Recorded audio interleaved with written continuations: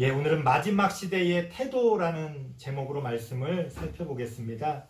우리 지난 시간에 그 마지막 시대의 징조라고 해가지고 어떤 시대가 막을 내리고 새로운 시대가 열리기 전에 이러저러한 일들이 있다라는 그런 어떤 말씀을 드렸습니다. 자, 그런 어떤 마지막 시대에 대해서 우리가 또 다른 의미로 생각을 해볼 수가 있어요. 무슨 얘기냐? 기독교 신학에는요, 종말론적인 삶이라는 게 있습니다. 아마 들어보셨을 거예요. 이 종말론적인 삶이라는 게 뭐냐면, 오늘 하루를 살아갈 때에 종말, 그러니까 세상의 끝을 생각하면서 살아가라, 그런 겁니다. 이게 왜 이런 얘기가 나왔냐? 신약 성경에 보니까 예수님이 승천하실 때에 내가 다시 오겠다, 이런 말씀을 하면서 승천했다는 거예요. 그러니까 그 얘기를 전해 들은 초대교회 신자들은 예수님이 금방 오시겠구나 라고 생각을 했어요. 그래서 내가 죽기 전에 예수님이 다시 오신다, 그 말은 뭐예요? 내가 죽기 전에 이 세상은 종말을 맞이한다, 이렇게 생각했어요. 근데 문제는 한 세대가 지나도 예수님이 안 오시는 거예요. 예수님을 목격하고 예수님 이야기를 직접 전해 들었던 사람들이 다 돌아가시고 그 자녀들이 초대교회를 가득 채웠는데도 여전히 예수님이 오시질 않는 거예요. 그러니까 어릴 때 그런 이야기를 들었던 사람들이 아니 이게 어떻게 된 거지? 왜 예수님이 안 오시지? 이런 어떤 고민들을 하게 됐습니다. 그러면서 이 종말이라는 개념을 새롭게 깨닫게 돼요. 뭐냐면 예수님이 우리에게 가르쳐 주신 게 당장 얼마 안 있어서 세상이 끝나고 종말이 오는구나, 그게 아니라 우리가 종말론적으로 아까 말씀드렸던 것처럼 마치 오늘이 마지막 날인 것처럼 우리가 그렇게 생각하면서 살아가라고 예수님이 가르쳐 주신 거구나, 그런 말씀을 깨닫게 됩니다. 우리 흔히 그런 격언들 많이 있잖아요. 오늘이 마지막 날인 것처럼 살아라, 내일 세상이 끝날 것처럼 살아라. 왜? 그러면 후회 없이 오늘 하루를 살아갈 수 있다는 거예요. 그래서 이 종말론적인 삶이라는 개념을 깨닫게 되고 그것을 통해서 예수님이 당장 오시는 건 아니지만 우리가 마치 내일 예수님이 오셔도 후회 없을 그러한 인생을 우리가 오늘 살아가야 되겠다. 생각해보면 맞습니다. 예수님이 당장 안 오셔도요, 우리 삶은 사실 매일매일의 삶이 죽음이라고 하는 종말을 향해 나아가고 있는 거예요. 우리 모두에게는 종말이 정해져 있잖아요. 그게 언젠지 모를 뿐이지 다 우리는 죽음이라고 하는 종말을 향해 살아가고 있는 겁니다. 그 개인의 종말은요, 당장 내일이 될 수도 있고 또 아무리 길어도 몇십 년 후에는 우리 모두 그러한 종말을 맞이할 수밖에 없습니다. 100년도 살지 못하는 우리의 인생을 생각할 때 종말론적인 삶이라는 건 사실 남의 얘기가 아니에요. 우리가 오늘 하루하루를 어떻게 살아가야 할지, 우리가 그러한 종말론적인 삶의 태도로 살아가야 한다. 성경은 또 우리의 기독교 신학의 역사에서는 그러한 가르침을 우리에게 전해주고 있습니다. 자, 그렇다면 그런 종말론적인 삶이라는 걸 어떻게 살아가라는 거냐? 오늘 성경 말씀을 통해서 한번 살펴보려고 합니다. 42절 말씀 한번 찾아볼게요. 마태복음 24장 42절입니다. 같이 한번 읽어보겠습니다. 시작. 그러므로 깨어있으라. 어느 날에 너희 주가 임할는지 너희가 알지 못함이니라. 아멘. 무슨 얘기예요? 내일이 종말일지 모레가 종말일지 알 수 없어요. 우리는 오늘 같은 날이 내일도 모레도 계속 될 거라고 생각하지만 알 수 없죠. 알 수 없죠. 갑자기 전쟁이 일어날지, 갑자기 어떤 자연재해가 우리에게 닥쳐올지, 아니면 또 갑자기 하나님이 나의 생명을 거둬가실지 우리는 알 수가 없습니다. 그렇기 때문에 어떻게 해야 된다는 거예요? 오늘 하루를 깨어 있어야 한다는 거예요. 자, 깨어 있으라는 말이 뭘까요? 뭐 잠을 안 자고 항상 깨어 있을 수는 없잖아요. 그것은 우리의 마음이, 우리의 정신이 깨어 있어야 한다는 거예요. 다르게 표현하면 32절 말씀 한번 읽어볼게요. 32절, 오늘 본문을 통해서 한번 살펴보겠습니다. 32절 시작. 무화과 나무의 비유를 배우라. 그 가지가 연하여지고 잎사귀를 내면 여름이 가까운 줄을 아나니. 무슨 얘기예요? 농사를 짓는 분들은 그 어떤 자라는 식물의 어떤 모습을 보면서 어떤 계절의 변화를 느낀다는 거예요. 우리는 이제 도시에 사니까 와닿질 않죠. 그냥 달력을 보면서 아이고 이제 여름이 오겠구나, 겨울이 오겠구나. 그러지만 옛날 사람들은 그런 것들이 없으니까 뭐 일기예보가 있는 것도 아니고 어떤 자연의 변화를 통해서 아 지금 뭐가 어떤 게 열매를 맺는 거 보니까 어떤 게 되겠구나. 아 이제 줄기가 자라가고 아 이제 좀 있으면 열매를 맺겠구나. 그게 느껴지죠. 저희도 전에 이제 집에 감나무가 있었어요. 그래서 그 감나무를 보면서 계절의 변화를 느낍니다. 봄에 다 가지를 쳐줘도요, 여름이 되면 어떻게 그렇게 그 잎사귀가 막 생겨나고 자라나는지 몰라요. 그래서 막 잎사귀가 무성해지면 아이고 이제 좀 슬슬 뭔가 열매를 맺어 가겠구나. 그럼 이제 열매를 조그맣게 맺어 갑니다. 그 열매가 좀 더 커지면 아이고 이제 좀 찬바람이 불면은 더 익어 가겠구나. 그러다가 나중에 이제 큼지막하게 돼요. 그래도 아직이에요. 아 이제 좀 서리가 내리고 좀 한 2번 정도 그렇게 서리를 맞고 나면 아 저거 이제 따야 될 때가 됐구나. 그런 것들을 이렇게 느끼는 거죠. 자연의 변화를 통해서 우리는 어떤 일들이 벌어질지에 대해서 생각해 볼 수 있다는 거예요. 이게 무슨 얘기냐? 진실을 보는 눈이 있어야 된다는 거예요. 농사를 짓지 않는 사람은요, 그게 안 보입니다. 그렇죠? 뭘 봐도 이게 뭐지? 뭐 몰라요. 농사를 짓는 사람은 들에서 곡식 익어가는 것만 봐도 아 어떻게 되겠구나 그런 것들이 느껴지지.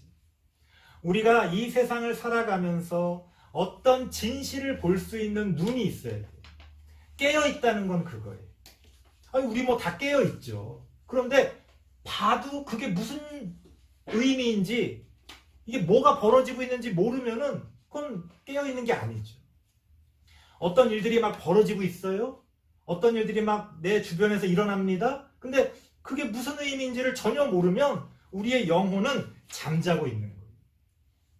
우리가 하나님 안에서 깨어있다는 건 그런 진실을 볼 수 있는 눈을 가진다는 거예요. 하나님의 말씀을 통해 우리는 그러한 눈을 가질 수가 있습니다.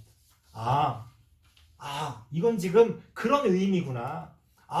내 삶에 지금 이런 일들이 벌어지는 거 보니까 지금 이러한 것들이 하나님께서 역사하고 계시구나. 그런 것들을 볼 수 있는 눈을 갖는 거죠. 요새 사람들이 팩트체크 좋아하잖아요. 팩트체크라는 건 이제 사실을 이야기하는 거예요.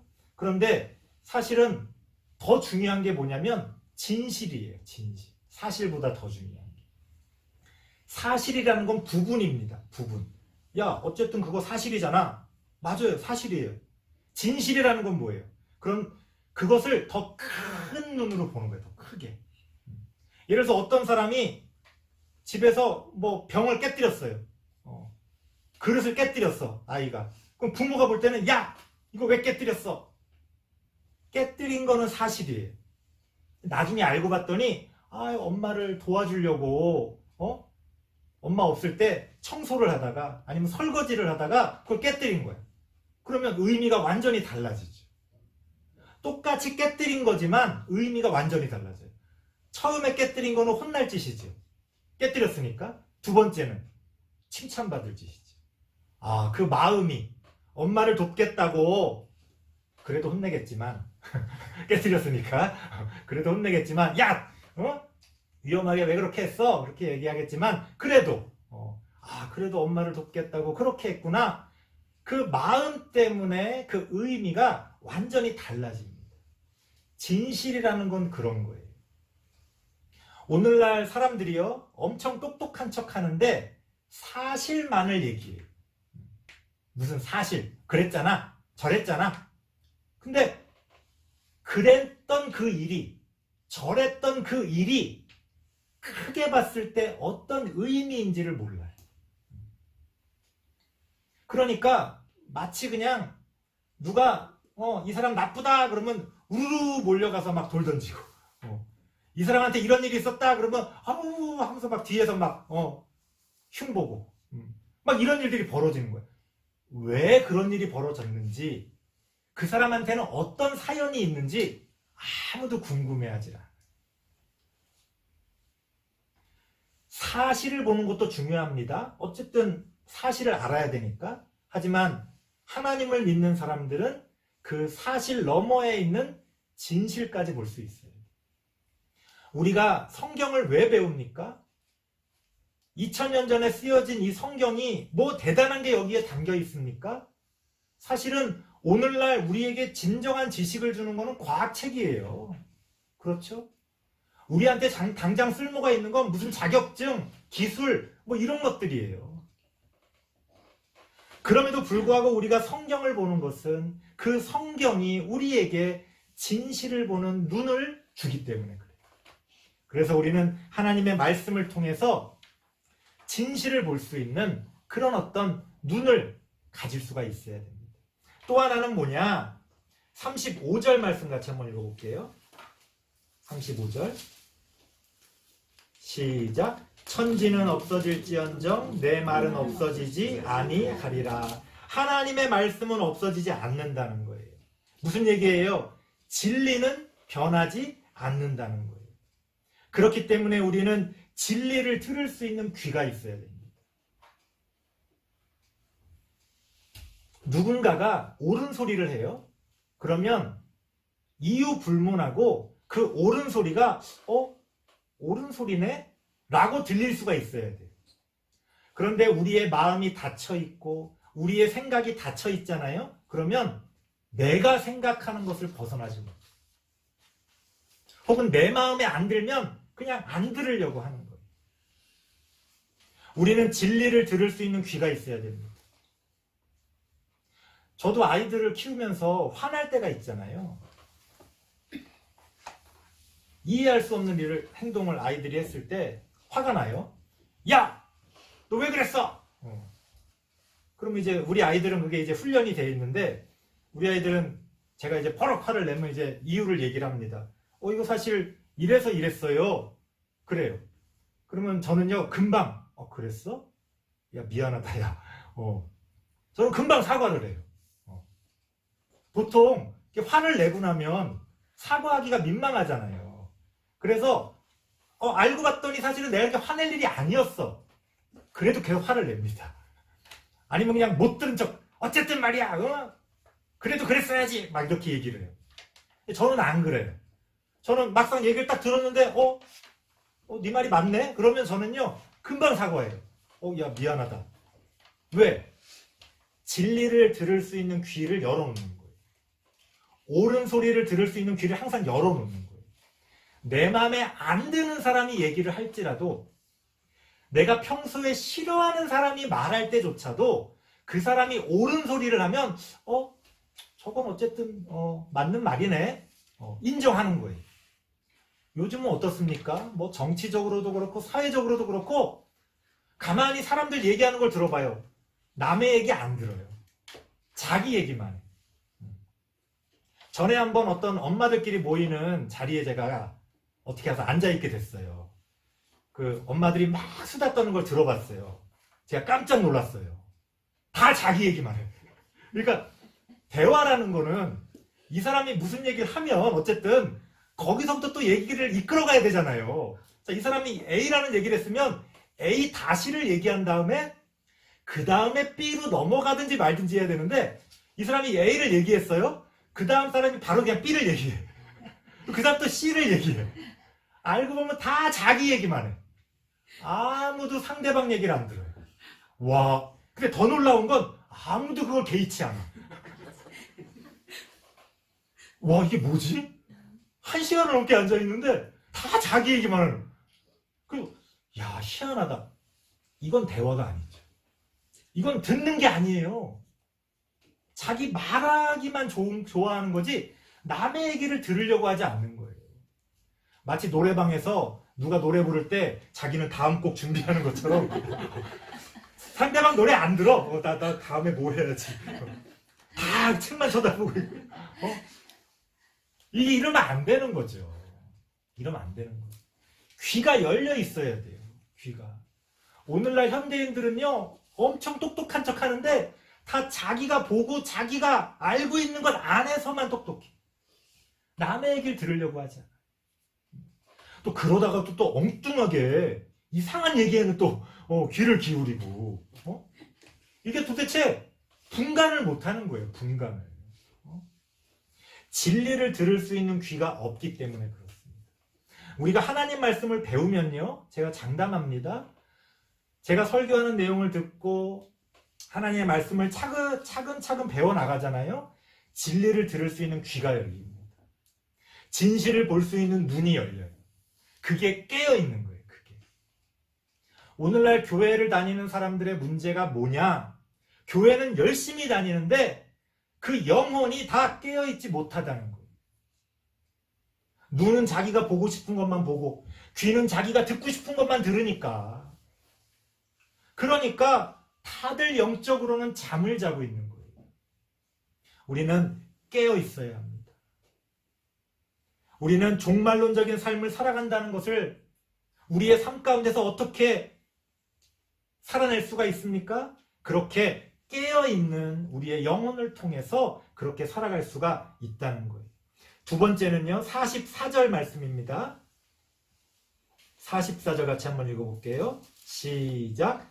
이러므로 너희도 준비하고 있으라. 생각하지 않을 때에 인자가 오리라. 깨어있다는 건 단지 깨어있기만 하면 의미가 없어요. 뭔가를 준비하는 거예요. 깨어있다는 거. 깨어있는 것도 중요합니다. 하지만 왜 깨어있는 거예요? 준비하기 위해서 깨어있는 거지. 뭘 준비할까요? 우리가 준비할 수 있는 게 뭐가 있을까요? 많은 것들이 있을 거예요. 우리가 하는 모든 것들이 사실은 하나님께 쓰임받기 위한 훌륭한 도구들이 됩니다. 하지만 우리가 마지막 시대의 종말론적인 삶을 살아갈 때에 가장 중요한 게 뭐냐? 45절 말씀입니다. 무엇을 준비해야 될까요? 어떻게 살아야 될까요? 45절 시작. 충성되고 지혜 있는 종이 되어 주인에게 그 집 사람들을 맡아 때를 따라 양식을 나눠줄 자가 누구냐? 무슨 얘기예요? 양식이라는 게 뭐예요? 하나님의 말씀이죠. 우리는요, 하나님의 말씀을 나누는 입이 있어야 돼요. 하나님을 바르게 믿고 예수 그리스도의 삶을 따르는 사람은요, 그 입에서 하나님의 말씀이 떠나질 않습니다. 끊임없이 하나님의 말씀을 나누는 거예요. 나눈다는 게 별게 아니에요. 나눠준다는 게 우리는 내가 이만큼 뭘 갖고 있어야 이렇게 그 사람에게 내가 뭘 준다. 그게 아니고 우리가 어떤 것들을 그 사람들과 함께 나누는 거예요. 오히려 그런 옛말에 그런 말 있잖아요. 콩 한 쪽도 나눠 먹는다. 뭔가를 나눈다는 건요, 마음의 문제예요. 마음의 문제. 내가 목사니까, 내가 성경을 많이 아니까 나누는 게 아니라 다른 사람들과 나누고자 하는 그러한 마음을 통해서 하나님은 우리에게 그 말씀을 나누는 그러한 어떤 힘을 주십니다. 성경 말씀을 통해, 내가 최근에 고민하는 어떤 것들을 통해, 또 오늘 들은 설교 그 내용을 통해서 우리는 하나님의 말씀을 끊임없이 나누는 거예요. 아마 저를 개인적으로 아시는 분들도 아마 잘 아실 텐데요. 저는 설교할 때도 설교를 하지만 그냥 일상생활에서도 설교를 해요. 그러니까 그게 무슨 말이냐면 일상생활에서 막 잔소리를 한다는 게 아니라 하나님의 말씀을 끊임없이 생각하고 나눕니다. 드라마를 볼 때도 영화를 볼 때도요. 그게 하나님의 말씀하고 막 연결이 돼요. 그래서 어떨 때는요. 야, 이 영화 한 편이 뭐 웬만한 설교보다 낫다 이런 생각이 들 때가 있잖아요. 어떤 드라마의 감동은 성경 말씀 100번 보는 것보다 우리에게 더 많은 깨달음을 주곤 합니다. 하나님의 말씀을 나눈다는 것은 단지 성경을 막 이렇게 전하고 막 전도하고 입만 열면 막 그냥 말씀만 이야기하고 찬양하고 그러는 게 아니에요. 하나님이 우리에게 가르쳐 주시고자 하는 진실, 진리, 바른 가치, 옳은 것들, 좋은 것들, 그러한 것들을 같이 나누는 거예요.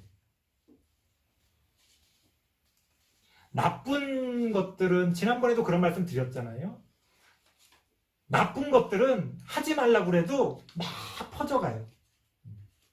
근데 좋은 것들은 잘 전해지질 않습니다. 그렇기 때문에 우리가 끊임없이 나눠야 돼요.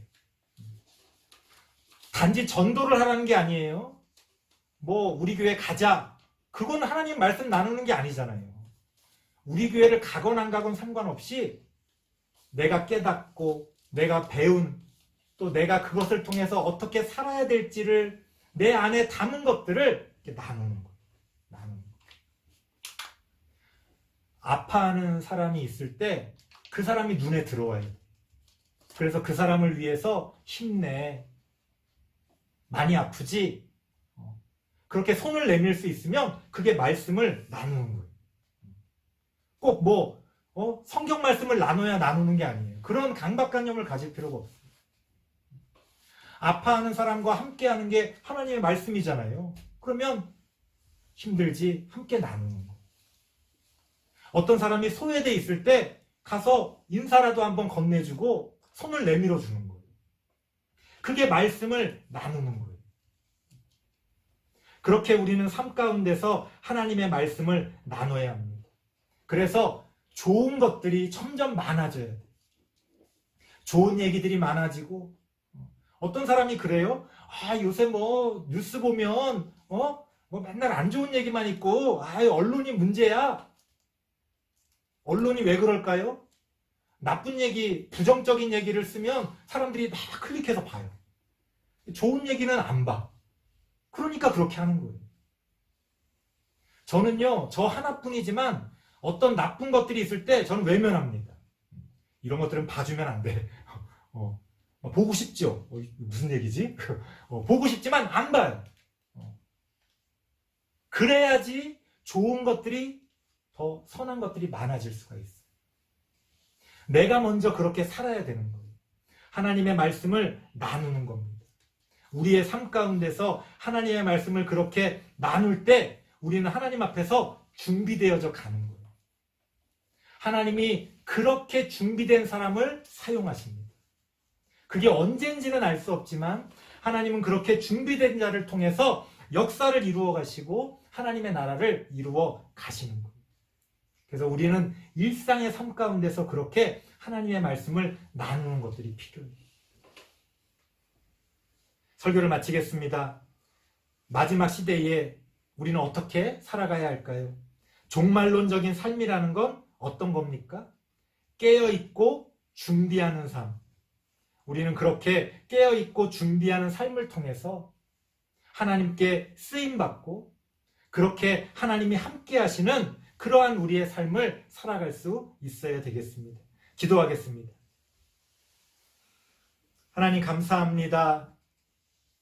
깨어있는 우리들의 삶이 되어질 수 있도록 함께하여 주옵소서. 그 깨어있는 삶을 통하여 준비되어지는 우리가 되기를 원합니다. 하나님의 말씀을 붙들고 하나님의 말씀을 나누며 살아가는 우리들이 되어질 수 있도록 하나님 인도하여 주옵소서.